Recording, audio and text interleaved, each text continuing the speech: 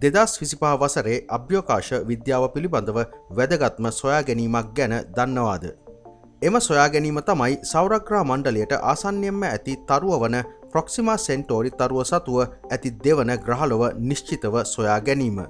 2016 වසරේදී තමයි ප්‍රොක්සිමා සෙන්ටෝරි සතුව ඇති ප්‍රථම ග්‍රහලොව එසේත් නොඇතිනම් ප්‍රොක්සිමා B සොයා ගැනීම සිදු කළේ.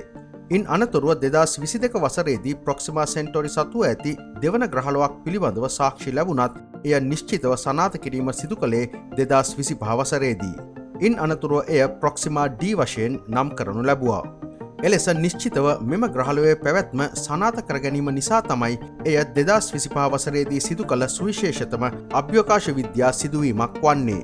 මෙම ප්‍රොක්සිමා D ග්‍රහලොව පෘථිවියට වඩා කුඩා පාෂාණමය ග්‍රහලොවක් වනවා. එනිසා එය පෘථිවිය වැනිම ග්‍රහලෝකයක් වශයෙන් ප්‍රකාශ කිරීමට පුළුවන්. අනාගතයේ යම් දිනක මිනිසුන් විසින් මෙම නව ග්‍රහලොව මතුපිට මිනිස් ජනාවාසයක් නිර්මාණය කරයිද? ඒ ගැන ඔබ සිතන්නේ කුමක්ද?